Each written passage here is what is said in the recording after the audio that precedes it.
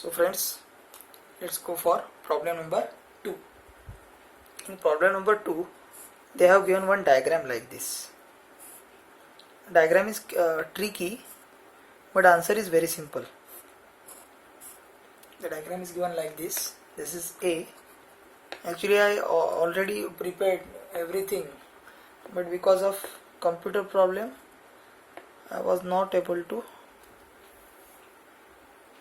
go with my regular plan. Okay, it's a 4 plates of equal area A. Equal area is there. Area कितना A है. Plate separation कितना D. Distance दिया है, D दिया है. They are connected as shown in the figure. Find the equivalent capacity. I want to find out equivalent capacity. आप पूछोगे sir ये एकदम easy problem है. Some of you will find that it is very easy. Some of you will find it it's okay. So I don't worry about that. I want to explain you that they will sometimes make you to jumble.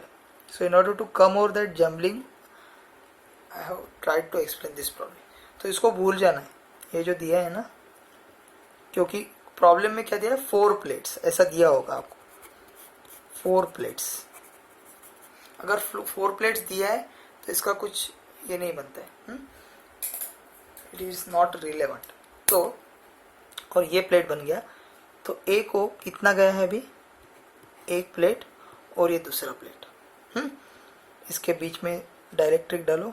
Okay, इसके बीच में डायरेक्ट्रिक डालो तो इसको और एक plate आएगा, इसको और एक प्लेट का, और वो प्लेट जाके किसको मिला है, बी को मिला है. तो ऑफ कोर्स ये दोनों क्या है, this both are in parallel with each other. Let it be C and C.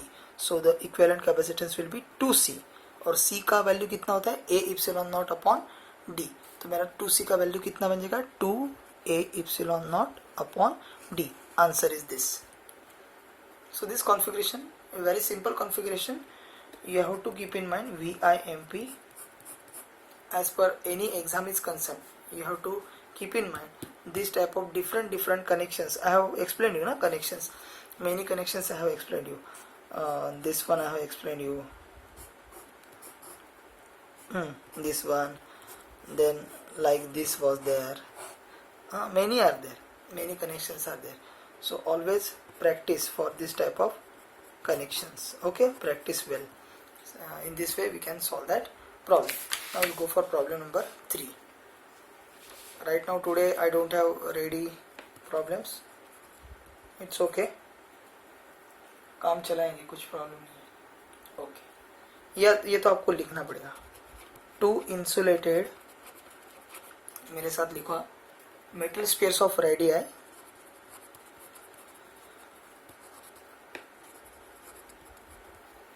10 centimeter and 15 centimeter, charged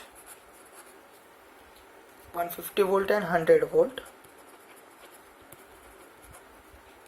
respectively, are connected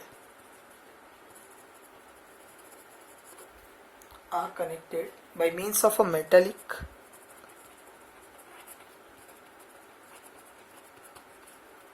wire. What is the charge on the first pair?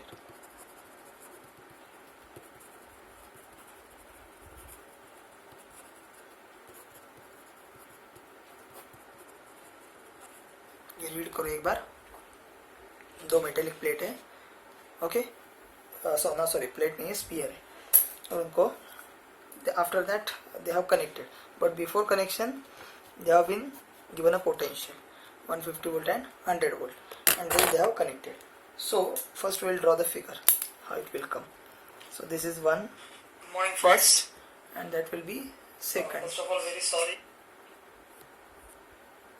And this, okay, this radius is R1, this is R2, and they are connected by the means of the wire. Now they are asking what is the charge on the first pair. इस pair पे कितना charge आएगा, ये पूछ रहे. Okay, now I have explain you in last lecture the same thing. You try to get the idea about that, what I have explained. So, see, ये दिया है, ये भी V1 भी दिया है, R2 V2 भी दिया है. Okay, so recall the revision session. कल का रिवीजन सेशन में मैंने इसका आंसर आपको दिया है, मतलब what formula will come. Okay, so V will be direct, you can do C1 V1 plus C2 V2 upon C1 plus C2. ये डायरेक्ट फॉर्मूला यूज करना है. VIMP है, ये फॉर्मूला लिख के दो आपके यहाँ. ओके, ये प्रॉब्लम है और इसका फॉर्मूला ये है.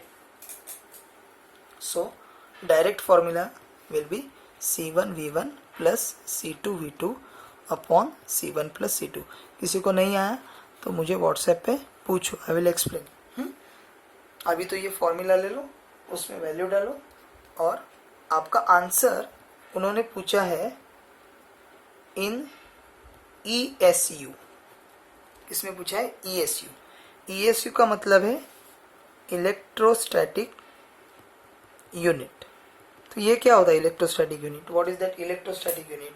तो 1 कूलोम है ना अपना चार्ज, तो उसका रिलेशन दिया है. देखो 1 कूलोम इज 2.99 इंटू 10⁹ ESU. तो चार्ज पहले निकालेंगे हम कूलोम में, उसको कन्वर्ट करेंगे. तो 1 कूलोम का कितना है? Approximately 3 into 10⁹ ESU. तो ये चार्ज निकालो पहले और बाद में उसको करो. So 1 coulomb is equal to 3 into 10⁹ ESU. Find the answer. C1 आपको दिया है? नहीं दिया है. C2 दिया है? नहीं दिया है. Then what you will do? What you will do? But spheres दिया है ना, तो स्पीयर का रेडियस से आप कैपेसिटेंस निकाल सकते हो. 4πε0 something, that formula is there na. So from that you calculate that and take it as a homework, and by solving give me answer. Let me give you answer will come I think 4 ESU. Answer will be 4 ESU. आपको क्या करना पता है? अभी C1 निकालो, C2 निकालो. मतलब कैसे निकालोगे? V1 तो दिया है, V2 भी दिया है. अभी C1 C2 R दिया है, ये R से आप उसका स्पीयर का दोनों का निकालो. ओके, ये इधर डालो, वैल्यू कैलकुलेट करो, आपका आंसर आ जाएगा. That's all. I will go for next problem.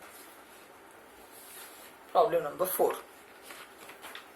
Problem number 4 में actually one student asked me that problem. The problem is like this. The problem number 4. The problem was like this.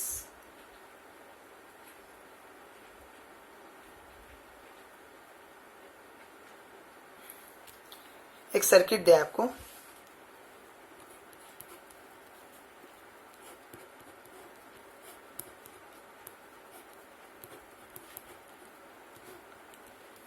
यहाँ पे A दिया है, यहाँ पे B दिया है, और यहाँ पे C दिया है, C दिया है, यहाँ पे 2C, यहाँ पे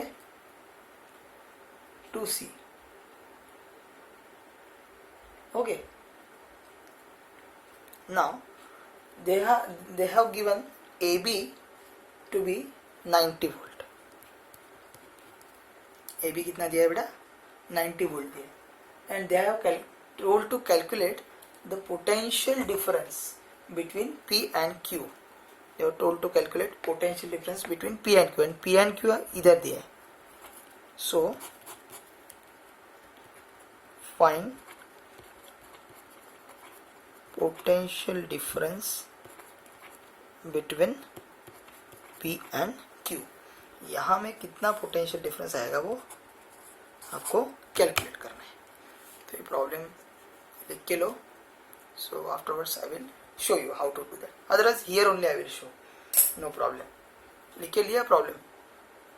बाद में आपको प्रॉब्लम दिखने वाला नहीं, सिर्फ इसके ऊपर मैं पूरा काला काला करने वाला हूँ उसको. Okay okay. So what to do? Let's start. These 3 are there ना,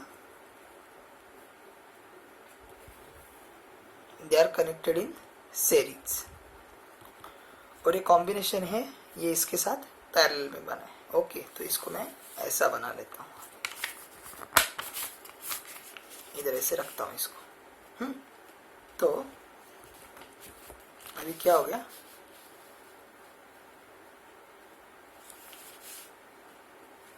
ओके, तो अगर मैंने इसको ऐसे लिखा तो भी चल सकता है, ये 2C, ये 2C और ये C, और इसके पैरेलल में क्या है अपना C है, यहाँ पे A दिया है, यहाँ पे B दिया है, और PQ आपको ध्यान से रखना होगा, PQ लेकिन यहाँ आए। ओके, इट मीन्स दैट ये हुआ आपका 90,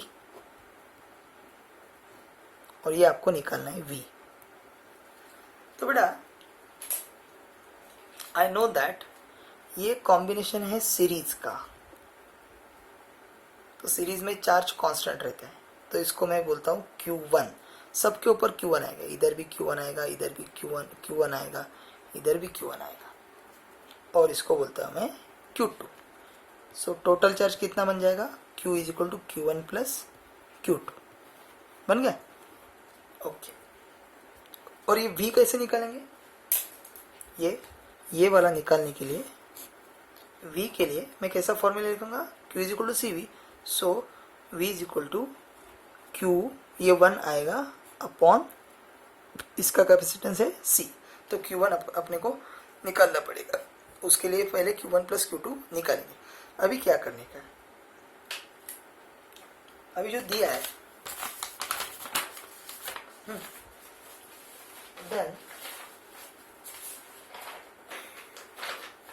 1 minute,